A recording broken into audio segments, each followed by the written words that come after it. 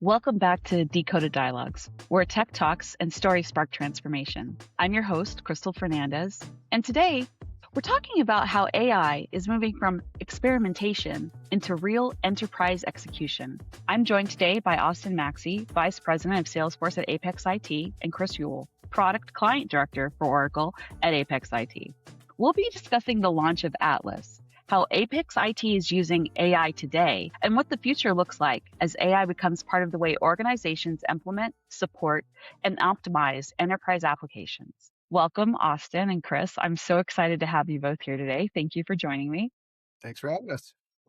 I would love for you guys to just tell me a little bit about yourselves, how you got into this space, how you got into the AI space as well, and what you're up to right now. So I'm going to start with Austin, and then we'll jump to Chris. How about that? Perfect. So my name's Austin Maxey, and as Crystal mentioned, I now lead our Salesforce practice here at Apex IT, but kind of fell into this really as a technologist. So I worked in ERP development, and then kind of fell into revenue, what's today is kind of revenue transformation space, but was CPQ, that middle office between your CRM and your ERP, and spent about a decade in that space, and how I ended up finding my way through small startups to Oracle, and then eventually to Apex. And as I mentioned, am now focused my time on our Salesforce practice. But I've also had a very big itch in understanding and getting really deep for the last few years in AI, whether it be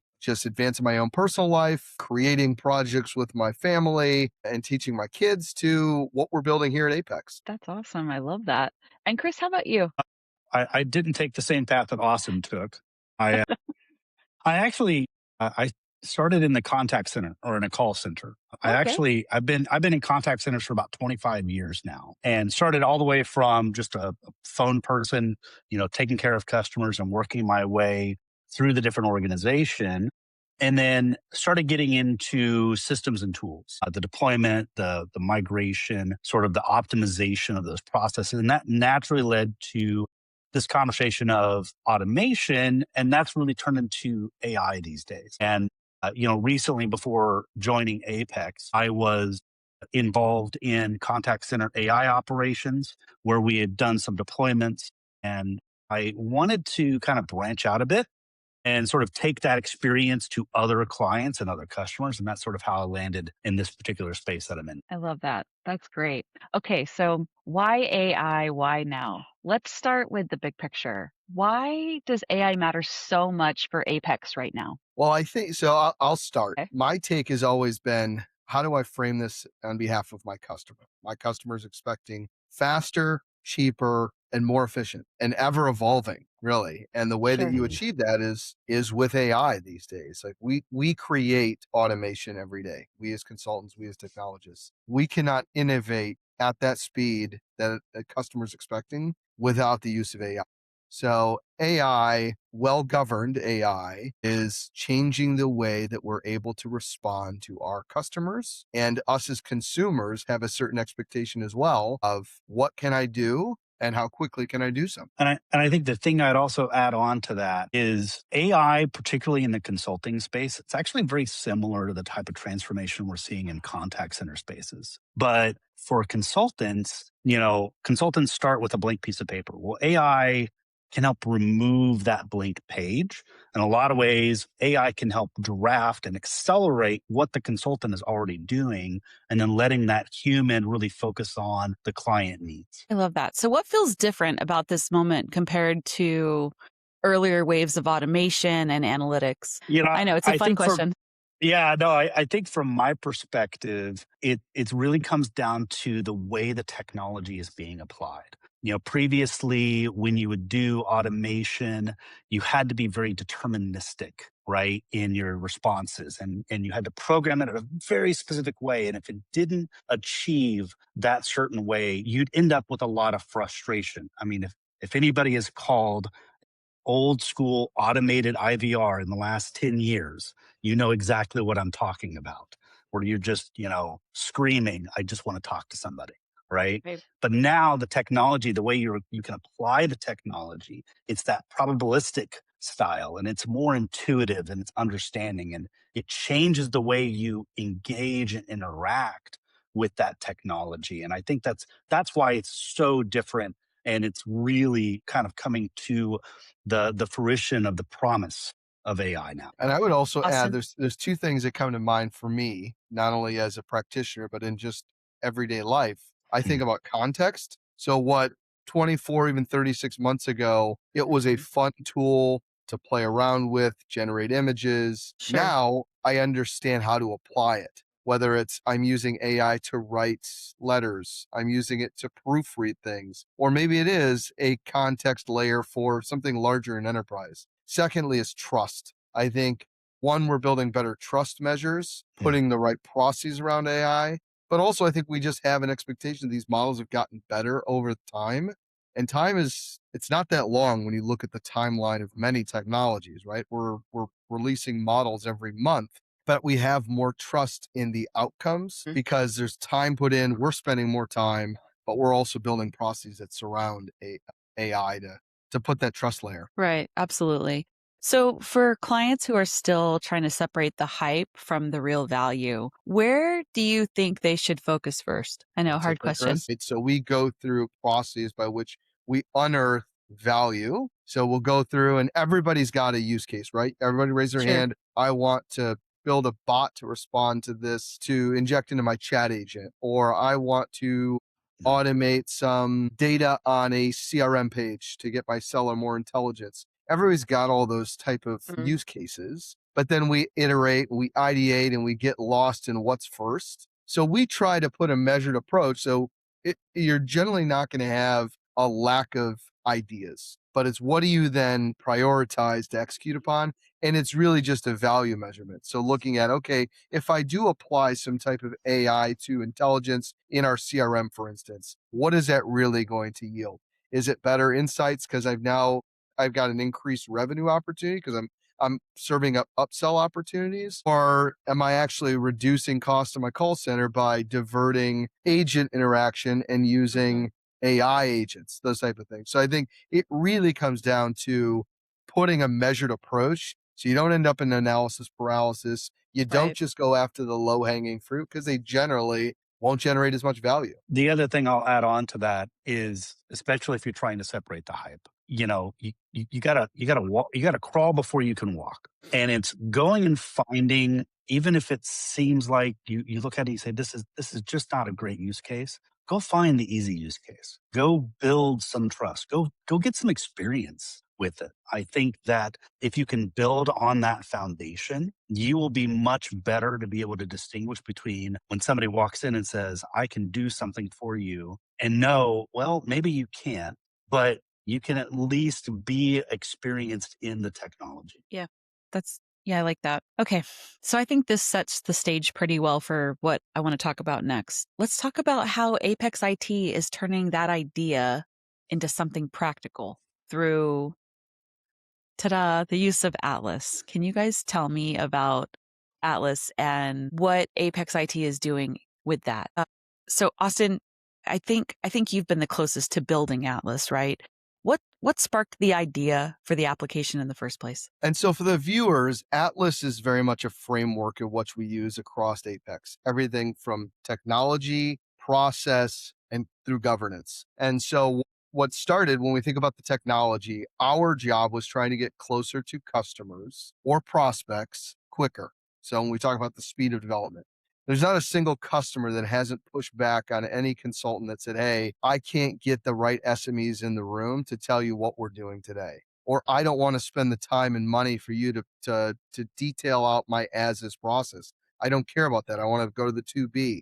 So part of Atlas is getting closer to your business processes by way of discovery. And so we work with Salesforce, we work with Oracle, cloud and on-prem to go in, and Atlas can reach into these programs and analyze your configuration, your data, and your business process. So it gives us the context layer within minutes to say, okay, let's get connected, understand what you're doing. Our context layer within the platform will help us govern, is this best practice or is it not? And then again, within minutes, that discovery is nearly complete. So now we have a whole nother layer of intelligence to then approach you as our customer or our prospect to talk about what you're looking to do. Rather than simply talking about the to be state, we've now got a grounded foundation of what you're doing today. And that's then leverage for how we then take this into what we consider the design components of Atlas, creating the design patterns into the accelerate component, which is the AI implementation. So it is truly a discovery through deployment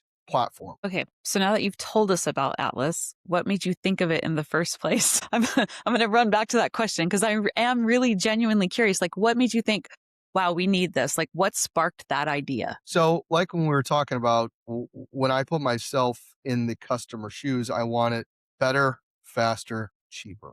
We're not the only consultancy that are thinking about these things. There have been tools, especially in the Salesforce world. There's a large marketplace. You can scan an org, you pay some money, you have Sure. this technology to scan an org. That's table stakes. What we want to do is we want to be able to accelerate every part of our consulting journey from discovery and design through the implementation. There are now tools that go out and write code for you. Everybody understands that. It's not as easy in an enterprise platform. We Right. also have the point of view that the SaaS apocalypse will not erase the Oracles, the Salesforces, the Workdays, etc. Not everybody wants to own a platform like that and maintain Right. it. These platforms will advance faster because of the use of AI tools like Atlas. So why do we build this? Because we're trying to accelerate and beat our competitors when it comes down to and how we are able to inject value and do that really rapid. So it was more of an idea of how do you make your job easier, make the experience easier on the customer, right? And to make it a little more expedient, right? You're Correct. turning weeks worth of discovery into minutes worth of discovery. And we also wanted the ability to unlock the mousetrap that is some of these on-prem ERPs that you've been, there's no CFO or CIO that after 30 years of running these platforms, maybe 50, do they want to rip it out, especially when they're retiring. Now you have the ability to unlock. Let's enable that. You want to use the latest technology. Let's now make it easier to get off this nascent technology into the cloud because we have tools like Atlas. So I think you kind of touched on this a little bit, but tell me a little bit more about the core capabilities and workflows of Atlas. Let's dig a little deeper into it, what it does and how it's going to be beneficial to our clients and our consultants. So one use case that we're seeing today, and we use it across all of our managed services. So Sure. when you want to do this discovery, think about it as a scanner. So we're trying to measure whether it's every day or it's every month. Over time, we're looking at these scans. You may be upgrading, you may be adding new code, new configuration. You want to look for regression issues. We can compare. We'll scan day 1, we'll scan day 10. What's changed? So we can understand that. We can look across different environments. One's been upgraded, our dev environment's been upgraded, our production environment has not. What is the differential, right? So we're able to do that analysis. Pretty powerful. We also look across multiple orgs, so accelerating our customers that are looking at M&A. How do you consolidate environments? We can look at both and understand how those come together. More so when I think about really I mentioned the design patterns. Net new project, your existing customer to add new environments. You're a sales CRM customer. You want to add customer service. Well, you still have to build on the foundation. Let's understand the foundation. So when you look at things like a net new project or you're building upon an existing framework, you're let's just say a CRM customer using sales. You want to add a service component, customer service, you have to understand the foundation. So we do that scan, we understand what's efficient, what may need to be refactored to continue to scale. Atlas allows us to design. So we talk to Atlas. There are components that are deterministic. There are elements that are AI enabled to allow us to then communicate with Atlas, say, hey, we're looking to add a call center functionality. We want to add this telephony integration. We want the security model. Atlas is going to create the design pattern and say, here's the specification. Here's how I would configure it. And in fact, here is the configuration bundle. Depends on the application, the form in which we're going to create it. But our accelerate takes that bundle of code, configuration, metadata, or something of the likes, XML, and passing that to your application. So not everything is, turnkey. We try to automate those mundane tasks, the simple tasks, the setup tasks that we have to do with every project. Customers are paying for that, right? Because somebody has to do it. We can accelerate all of that, build it in Atlas, and our consultants rather, are focused on the really difficult tasks. So we help accelerate a lot of that build. So getting into it, it's not just the scanning technology. We're actually building the design frameworks. We're building in the documentation. So we're generating use cases. We're generating test scripts. Because we have all this in the platform, we're also injecting the quality assurance. So now only are we automating the configuration in the development packages, but we have the testing automation that's also part of the package. So not only are we're creating these design frameworks and build frameworks with AI, we're also validating it to make sure that we've got the trust layer in place. That's great. So let's talk a little bit about the delivery methodology that we're using as Atlas, right? Chris, can you tell me a little bit about the methodology, the customer adoption? When you look at delivery today, where do you think Atlas can make the biggest difference right away? So I think one of the things to think about, Atlas is not only a technology, but it's also a part of our methodology.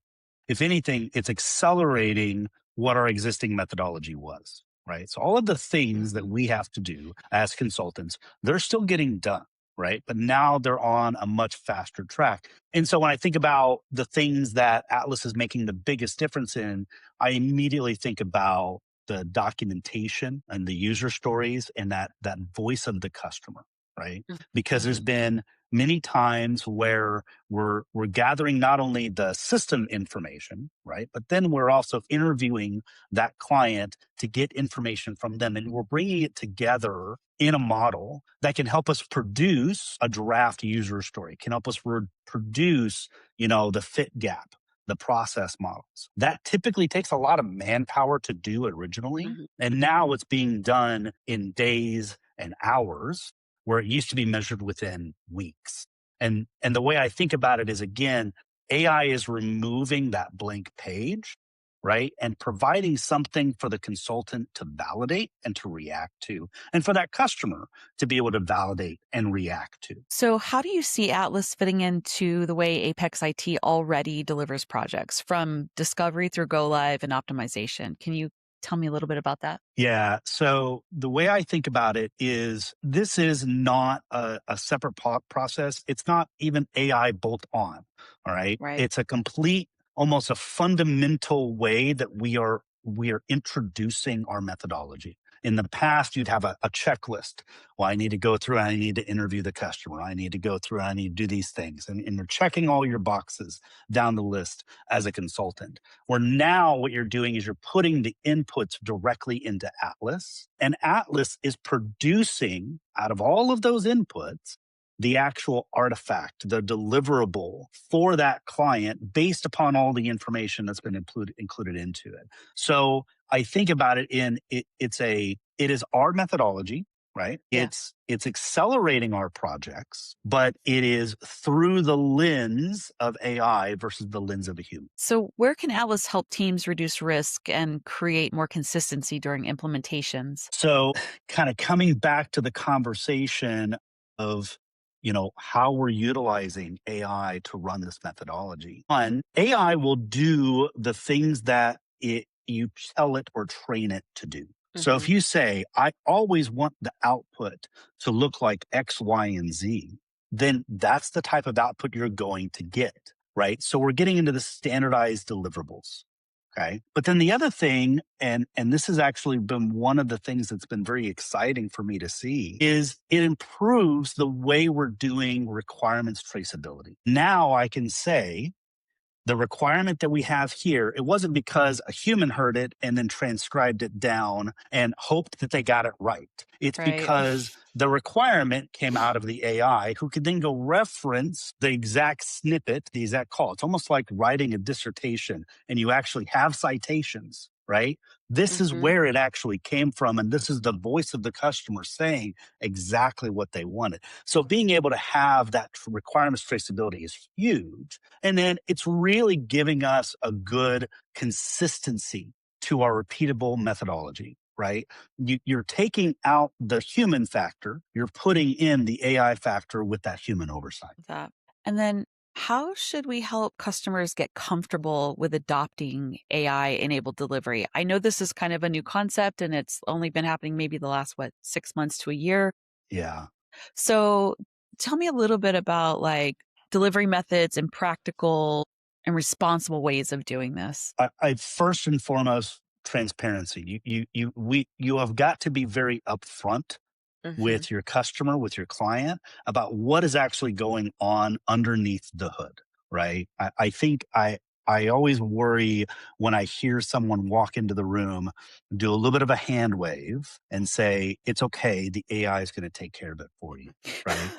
Right.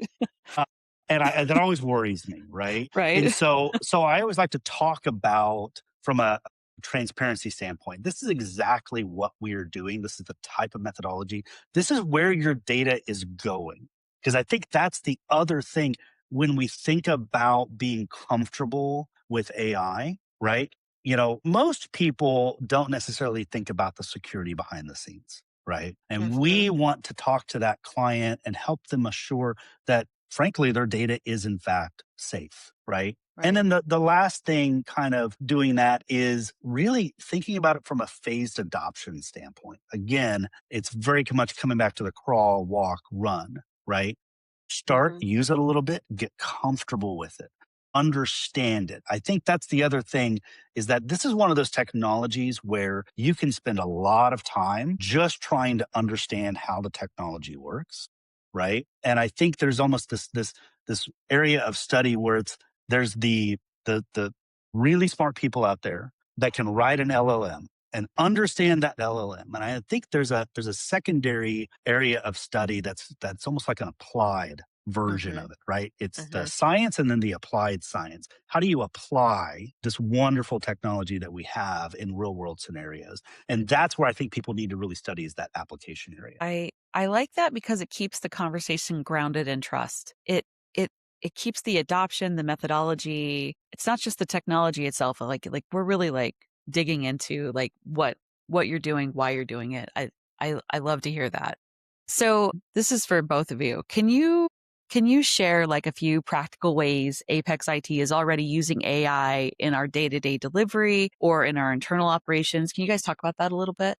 I mean, obviously Atlas is one of the things, but what else? What else are we I'll also doing? talk about internally. So we Yeah. have many pillars in the AI space. We talked about really the external delivery facing, customer facing technologies.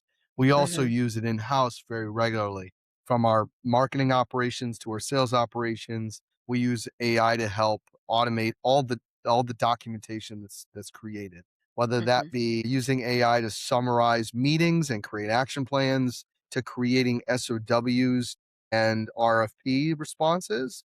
We use Hmm. AI because we have this decades old context layer. So that's a big part of the AI, is making sure that you are also injecting your intelligence. Especially as a Right. consultancy, we have a center of excellence that has all this collateral that we keep, that we use. But now you give AI, with again the right governance layer, access to this content. So we're generating things like I mentioned, it's response documents, it's Hmm. contracts, it's marketing one pagers, which, often are slow to come out because we're focused on the next engagement. So now it's helped us with an operational, an acceleration in our internal operations. Yeah. I Yeah. think for me, a couple of the areas, and I'll talk about my specific use case scenarios. I very much use AI here as my second brain. We are constantly switching gears very quickly, talking to a lot of Hmm. different clients. I can't, used to be, I sit there and go, okay, what was that client? Was that, what did they ask for? And you'd get them mixed up in your head, right? And Yeah. so I'm very much using it as a second brain where I'm able to ask and sort of interview the AI and say, remind me about this particular client. What was their use case? What was their need, et cetera? If I sit there and as we're going and writing the types of documentation that Austin's talking about, right? Hmm. That's the other thing. AI can produce the documentation, but a human has to go through. A human has to confirm that that is true. And there's sort of this back and forth where you can interview the AI. Why did you why did you do that? Right? What Mm-hmm. is the where'd you come up with that information? And kind of balance that. And then the other thing, and complete transparency, I 100% used AI to prep for this. So, That's okay. That's good. I put together some notes, put together some ideas, and I basically use it to prep for basically any meeting I'm going to have. Yeah. Yeah, that's a great use of it though, because I think that's part of why AI was developed. I know a lot of people talk about this, about how, they're fearful that AI is going to take their jobs. At the end of the day, I don't think AI is here to take our jobs. What I think it's here to do is to help us do our jobs better. It's a tool. And as long as we continue to use it as a tool, I think it's going to be incredibly effective. I don't think that it's an effective use of trying to replace people. I think what it's doing is it's allowing them to do more and do better, right? And Absolutely. I really think at the end of the day, that's really how companies should be utilizing AI, is as a tool to improve the business and improve the output of their current employees, not replace them. Because I think at the end of the day, and we hear this all the time, you still need to have a human in the loop.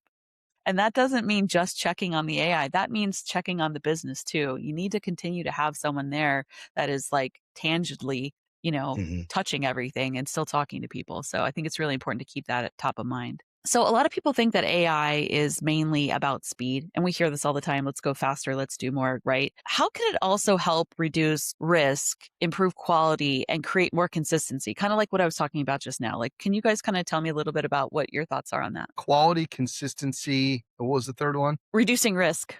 Risk. Yeah. So I'll go back to something I just called out is this context layer. So Hmm. one way to drive consistency, if we're asking, let's just say AI, go generate some user stories for me. Sure, it can, right? It'll generate thousands, but it's generally grounded in a whole lot of generally irrelevant context. So Hmm. making sure when you're thinking about risk, consistency, and that trust layer, I think you really have to ground the AI and focus the AI in your world, in your data, in your customers' context. So that's a big way that we look at not only our platform like Atlas, but also our processes. We're grounding the AI in relevant context that we've been building for decades. I think that's a big one. But I also think you have to create a feedback loop with AI, right? So I think about it in my own personal prep. There's a thumb up and a thumb down, right? So just Hmm. that simple yes or no is training the model, like, did this output meet the need? Yes or no? That feedback loop has to be built into your AI as well. If you're not doing that, you need to be thinking about that, because those simple motions help improve the outputs. Right. It gets Uh, better. Chris? the, yeah, just to add on to that a little bit. AI does not replace experience. And Right. I think that's one of the biggest things. The amount of people that I've run into that have said, "Well, AI can just do this for me," and the amount of bad answers that I have encountered Yeah. with AI. Right, you really have to make sure that not only are your inputs good, right, but your guardrails are there. I was describing to someone earlier today, they had AI provide them a potential technical answer for something, and I said the last time AI provided me a technical answer in this area, it ran me down a rabbit hole to where I eventually found out that the answer it provided me had been deprecated 3 years ago. So so AI is wonderful from a data standpoint, right? It'll always give you an answer, right?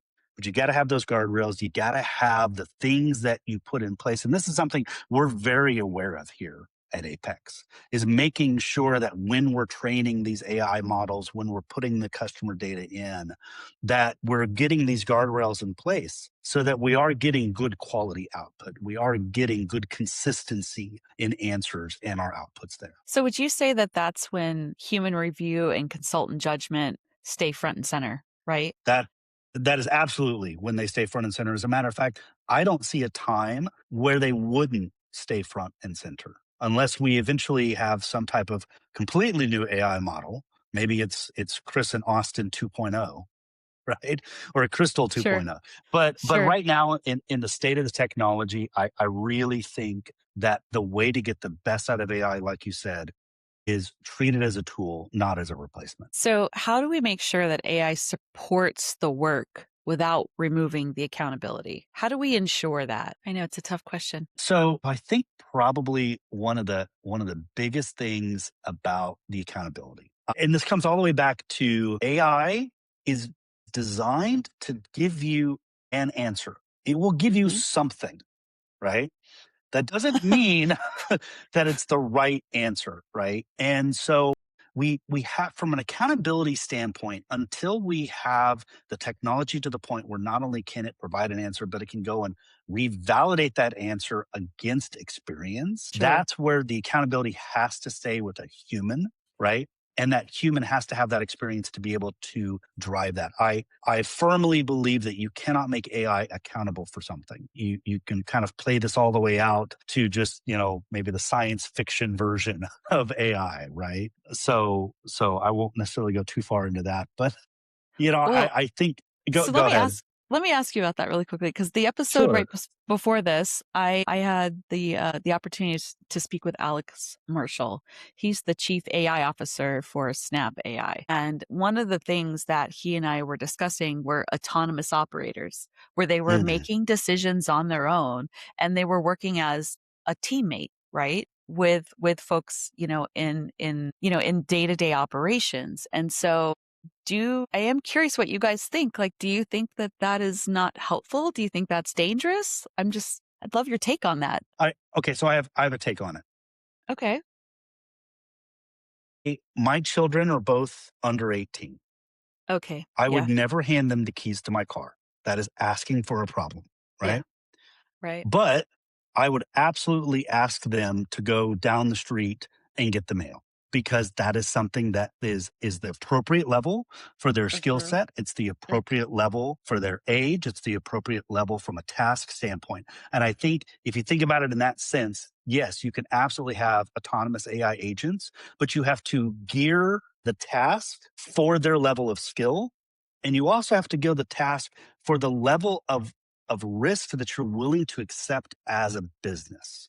Yes, exactly What that. happens if that autonomous agent goes off the rails? Are you okay with it doing that? You would not necessarily want to put an autonomous agent in if somebody is calling for $1,000 refund, Sure. Sure. because it's So just going to go say, here you go. you're saying with the appropriate guardrails that Correct. it would potentially be okay, but obviously that's something that you want to look into, I guess. Yeah. I'd argue with the Yes. appropriate tasks as well. Yeah, I like Yeah. you stated that well. Like I Yeah, I do thought so think Now, there's too. a world where everyday tasks will be accelerated and truthfully mostly automated by AI. And I Sure. think that's okay Yeah.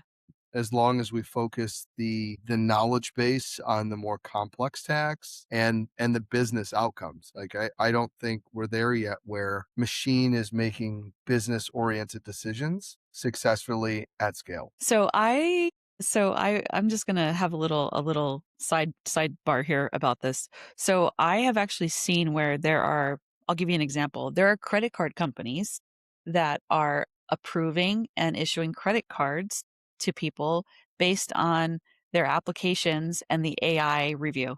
I thought that was really interesting that mhm, there are multiple credit card companies that are doing this type of thing where they're using autonomous operators to make those kinds of decisions. And I think that's a pretty major financial decision to, issue a credit card to someone, based on, whatever the AI is approving at the time.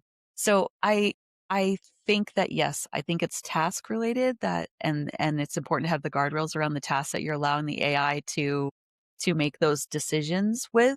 But at the same time, I think that in some industries, we're very far ahead with the autonomous operators, and mhm. other ones, we're still kind of taking our time. And so it's really an interesting dichotomy right now of who's using what and when.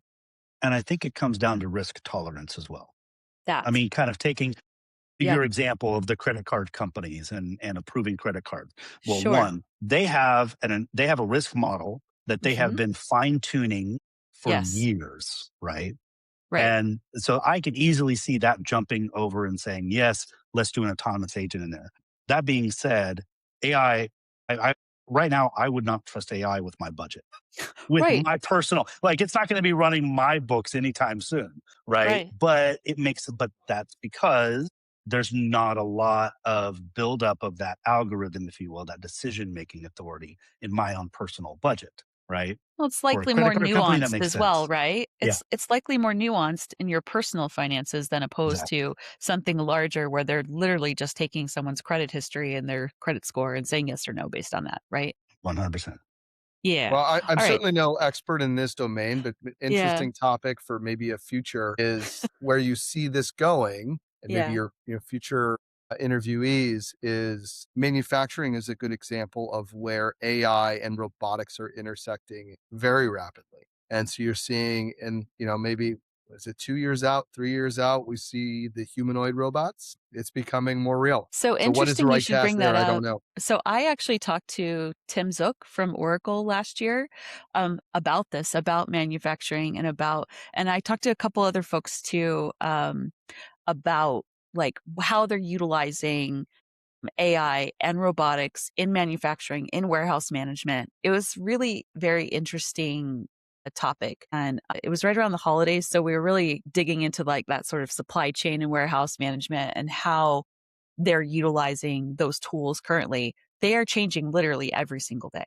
It is Mm. astounding how quickly they are innovating and changing in that space, in that warehouse management and that supply chain and procurement space. It's really stunning actually to see how quickly they are iterating in that area right now. So it is interesting that you brought that up though, because I did have an opportunity to chat with those guys earlier, or at the end of last year, rather. Excuse me.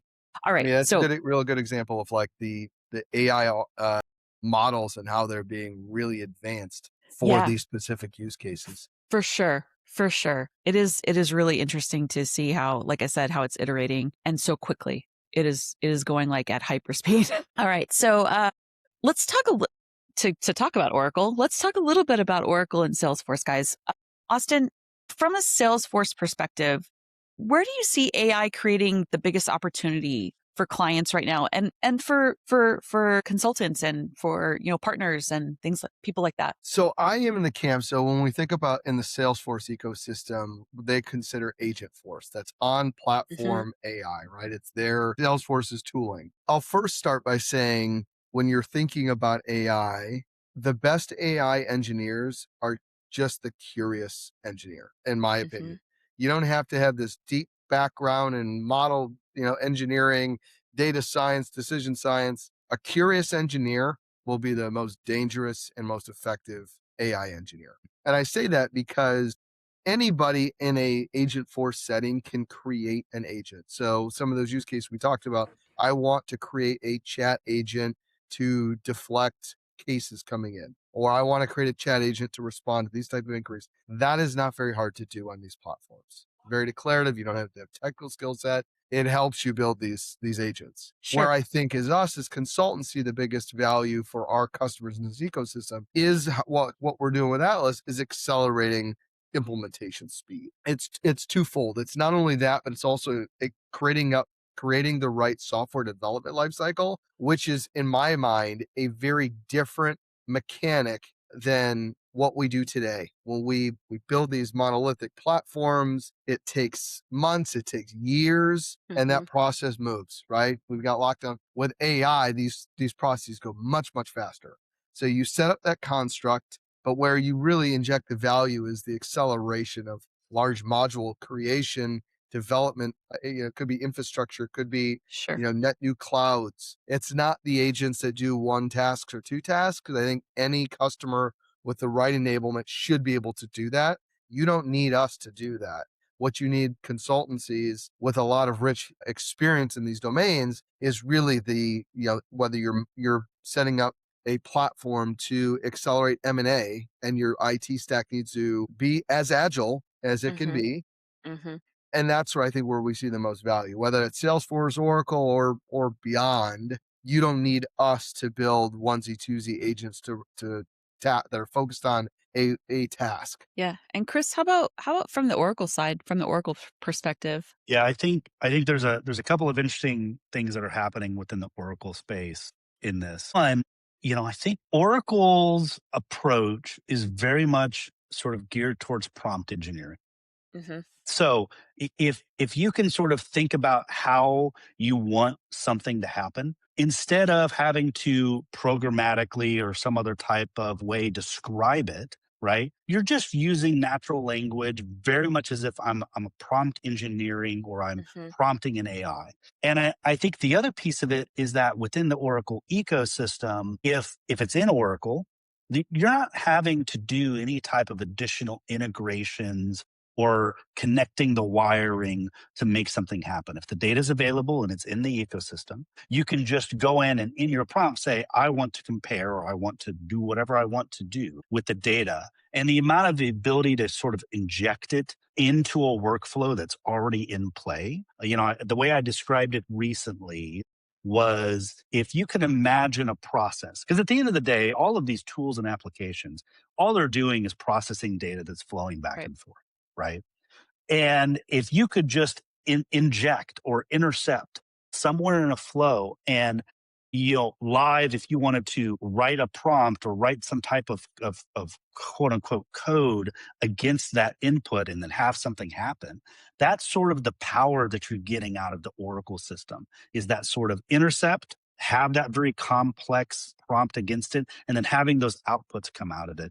And without having to do a lot of coding, like in a lot of ways, even, business users are geared very similar to the Salesforce place. People that are laymen can walk in and get very comfortable with doing this type of automation. Absolutely. So what should business leaders be doing now so that they're ready to take advantage of these capabilities? I know what I think, but I'd like to hear from you guys. We've talked about this. Well, No, I'll yeah, go start. ahead, I mean, Austin. there's two areas in my mind. Sure. Chris mentioned Sure. one earlier, and I think it starts with experimenting. You have to go out and Mm, try. sure. Have some folks on your team using AI, and it may not be in the most immediate value creating way, but at least you're comfortable Sure. with the tools. You understand how the innovation works, the speed at which innovation happens, and how to, it's how to work with the tools. Secondly, is working with your business partners. So that maybe, and maybe speaking from an IT perspective, but whether you own the business or you own the technology, making sure you're creating a holistic roadmap. Start getting people to write, they're raising their hands with all these use cases, get them Hmm. documented, put them into some type of backlog where you can manage that backlog because it will accelerate very quickly. Those are the two biggest things that I generally recommend is getting your hands on the technology to start understanding it. And then secondly, building that roadmap. Yeah, that's great. Chris? It's interesting. My answer might even contradict something I said earlier. So I'm going to say, first off, I suspect It's I fair. think I know what your answer is, which I think is data, possibly. But no, if I was a business leader starting from scratch thinking about AI, I think actually the last thing I would do is think about AI. And let me explain this. You should not be implementing AI for the sake of AI. Agreed. Okay. And so then what you actually need to do is not be thinking about, well, what AI technology am I going to use? How am I going to get people to adopt it? All of that stuff. From I'll channel my contact center background. You need to think about what your customer experience is going to be. What is it you actually want to achieve? What is the need that you have to achieve? Once you define what that experience is, now you bring it up and say, this is what I want. Is AI the right application for me to achieve the output that I want? Long as you have the customer experience as number one mind, you will always end out in a positive with that Hmm. customer. And maybe sometimes you don't want AI in the middle of it or automation. Again, calling back to the IVR and the many times that I have called an IVR and the AI or automation has said, I can help you with that. And no, it can't. Right. And you don't want that experience. You want a Right. positive experience. Right. Right. Yeah, agreed. Okay. So I think that's a pretty helpful view of where we are today, right? So let's look ahead. Let's talk a little bit about the future state. So over the next, I don't know, year, 2, 3 years, right? What are you most excited to see AI make possible in the marketplace? and maybe even in our lives? Like what are you kind of excited about? What have you heard? So I think from a sort of a business marketplace standpoint, I am most excited about the types of things that are changing in terms of the mundane task, if you will, the Hmm. sort of everyday task that not everybody likes to do, and that being automated. I do a lot of that in my own personal life already. Sure. I think it's just going to get more and more accelerated, right? Where there's going to be less guidance that you have to give the AI. There's going to be less work that you have to do to get the output that you're looking for. I'll give you a good example. PowerPoint presentations or any type of Hmm. slideware, right? Yeah. Today it can be a little tricky to get the AI to give you exactly what you're looking for. I am definitely looking for a day when I don't have to design a slide ever again. Right. So that's my goal. And then I think just in general, I'm actually very excited for how AI is going to be perceived and used by the upcoming generation. Yeah.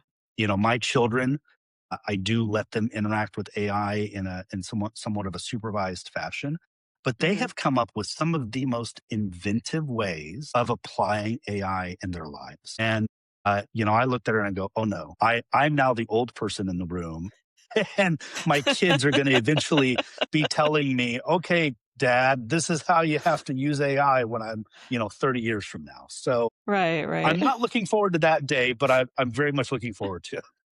I love that. Austin, how about you? So just this is probably more in a personal matter, but it also will Yeah. extend in the enterprise world. But I really appreciate AI from a voice capability standpoint. It's mainly, I think, in the open AI sense. I find it very Hmm. valuable. And I find that, and you see this actually, going back to Chris's call center, like you see this in the service world. So you can, talk to a voice agent. That's something that's out there today. I think that's getting more mature. Hmm. I'm really excited about the day when that goes into the multimedia end of video. So I am somebody that I like to learn through others. So I watch a lot of YouTube. I look Hmm. forward to the day where I can go into AI and it's going to create me a how-to video. Tell me how to install this drum in this washing machine, this model. Some content creator, I love the content creators out there, but somebody hasn't created this model. So AI creates me this Sure. content, this video. I look forward Right. that when we continue to add different media forms, Hmm. I look forward to the day that it's there in video. It's My, awesome. considering the fact that both my kids want to grow up to be YouTubers, I will tell them to not The bank dream on is it right over. now. Right. It's over. The dream's done. The dream's over. I think for me, the things that I personally have really, really liked so far have to what you were kind of talking about earlier, Chris, is that a lot of those like mundane tasks it's been really lovely to sort of turn over some of that stuff to AI and allow it to sort of take the lead there. And the fact that it's learning to speak in my voice is even better. Like that, I really appreciate. What I'm really looking forward to is it being able to just at some point, like, know based on my meeting schedule and my, whatever, that, you know what, I'm going to need to prep for this meeting and I'm going to need to write an email and I'm going to need to write a deck for this, and it's going to know what I need and just automatically generate that.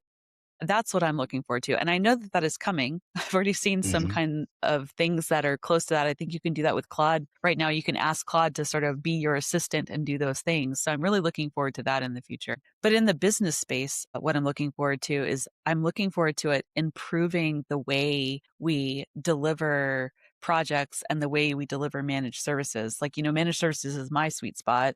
And I'm seeing how AI can help us on the daily, right? So I'm actually really looking forward to seeing how it can innovate and improve these processes that we, kind of do every day. I don't see those processes going away. What I see is them getting better and easier and faster and more streamlined. And that's really what I'm looking forward to. So, okay. So here's an Atlas question, guys. So how do you see Atlas evolving as Apex IT learns from our delivery use cases and from our projects and things like that? Like, how do you see it evolving over the next 12 months, 2 years, whatever? 6 months? I think 6 months, Atlas will be able to, again, we work with multiple platforms. Right. And in 6 months, our vision is that we can stitch together a journey. A piece of data goes from a lead to just say fast forward to an order to a billing line. I should Yeah. be able to, with an Atlas, map an entire journey across platforms, multiple clouds, because we're Yeah. communicating with multiple systems. I should be able to create a journey on behalf of my customer from tip to tail across platforms. Amazing. And so that's what we're trying to achieve here in the next 6 months. And I Fantastic. think from my perspective for the methodology, I think it's going to continue to decrease our time to implement, right? And True. then I think what's going to end up happening is that I expect Atlas to start recommending to us additional things that we should be doing, right? Where are the opportunities? Where are the areas where no human has actually thought of necessarily for a particular Right. client? Go look at this area because it sees something through pattern recognition that we just have not had an opportunity to see. So I think that's where I'm excited the most in the next 6 months. So my expectation is that Atlas is going to help us identify where AI makes the most sense in the business processes, and two, how we manage their, managed services in the future as well. Like, how do we ensure that we're continuously helping them in the most significant way, right? What's going to help them keep their business running as smoothly as possible with as few hands in the pot, if you will, as possible, right? That's what I'm hoping to see, and that's what my expectation is that we're going to get to that point. I don't know if it'll happen in the next 6 months, but I do anticipate it'll happen in the next 12 to 18 months. I do think that will happen for sure, because I do believe that is something that we're working towards. Okay. So what would you say is the most important thing for businesses, leaders to think about right now with AI and the marketplace and what they're doing? What's that one thing that they should be really considering? Is it automation? Is it people? Is it AI, right? Like what's the thing that they should be kind of keeping top of mind? So actually my take on this is the top of mind thing is actually people. And let me explain that for a second. Sure. You can hire somebody like Apex to Sure. put in AI in your processes, right? But if you don't take the opportunity to upskill your folks in terms of understanding how AI works, understanding how it's changing your business, right? If you're doing it just from even from a cost cutting standpoint or a right sizing standpoint, you still need to do a level of investment because AI is just a tool. It's just a technology. If you don't train the people how to use it, I think that's the thing. So I think if I were sitting in that situation, I'd be starting to think about how am I going to upskill my teams? Who are the people that are going to lead us in that type of journey? That's where I would go. Austin, how about you? I would echo the same thing. I immediately went to people. Your people have to believe in the technology. They have to understand the technology and how it better theirs and your customers' lives. So I think once you establish the trust with the AI, you will have. I mean, and when you think about people, it's in the enablement of your people with AI. So building out processes, training, etc. I think bringing the people along because they're the ones that are going to provide the context layer to AI. So focusing on your people is often neglected because we're so focused on doing something with the technology and doing it faster than we have been that we forget about there's somebody that has to govern or institutionalize use some it. knowledge. Yeah. Yep. Yeah, someone has to use it at the end of the day. And like if we're not teaching them how to use it and use it appropriately and responsibly, then what's the point, right? Because it's not going to do what you want it to do if we're not taking the time to train and enhance our people, right? Okay, so my last question, if we have someone listening today, a client, executive, a consultant, just anyone, right? And they're wondering how to get started, right? What's the first conversation they should be having with their team? That's a good question. I like that one, Crystal. I do okay once in a while. Right. I think the first conversation, if they're looking to get into AI, and the first conversation they should be having with their team is where are your problem points? Like, where are the areas that you struggle is probably the wrong word, but where are the areas that we could make things better? A good example: how many teams or companies out there have a process where somebody takes a Excel file, attaches it to an email, emails it to somebody, and then someone else has to take the data off that Excel file and put it somewhere else? Inefficient processes. And we all Sure. know they're there. And you go and you ask them, you say, why is that there? And they say, well, it's just always been like that because, Joanne years ago decided for it to happen. Right. And so I guess that if I was that person and I was talking to my team, as I would say, let's go find the areas of inefficiencies. Like, talk to me. What are the things you hate or don't like about your daily grind? And those are the things that I would start looking at, identifying, of saying, how could we make that better? Not only for my employees, but also for my customers. It's a great way to start your use cases, right? 100%. Austin? Yeah. So I love that. I think you have to start with a problem statement, but I also Yeah. think you have to look at this, that AI is generally delivered in partnership. So figuring out who is your partner, whether it's you're the technologist and you're partnering with the business, process owner, product owner, there's generally a partnership that's established with technology and owner. So I think establishing that partnership early, because again, part of the AI, the speed at which we develop AI, you have to measure success continually. And I think your partner or whoever this process or product or business owner is understands how to measure the success, whether it be, reducing cycle time, increasing revenue, or simply reducing time of operations. We need to have a feedback loop. So establishing that partnership between technology and owner, I think is really critical. Austin and Chris, thank you both so much for joining me today and for giving us a practical look at how AI is being utilized in the marketplace, how Atlas is being utilized at Apex IT and delivered, and how Apex IT is bringing AI into real enterprise delivery. For our listeners, the takeaway is clear. AI is not just something to watch. It's something organizations can begin now with the right strategy, governance, and partner. Thanks for listening to Decoded Dialogues, and we'll see you next time. Take a look at us on any platform where you get your podcasts. Thank you so much, and we'll see you guys soon. Thanks, guys. Bye. Thanks, Crystal.